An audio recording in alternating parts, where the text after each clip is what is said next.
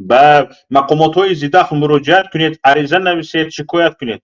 و وقتی که خلاصه تا این شد که این چیزها نتیجه نمیده در داخل تاجیکستان، تن به مظلومیت ندهید، همچون مظلوم زندگی نکنید، همچون اون نفری که هر کس بالای شما مثلا گریم روا میداند و شما به این صبر کرده می استید، این نادرست است. نباید شما به هر جبر و ظلمی که بالایتان می شود صبر کنید. اگر از عهده حق و حقوق خودتان را دفاع کردن نبرآمدید، تاجیکستان را ترک کنید، برید از بیرون مبارزه برید، حق خودتان را از بیرون تلاش کنید. از حق هیچ کس گپ نزنید، از حق خودتان گپ زنید.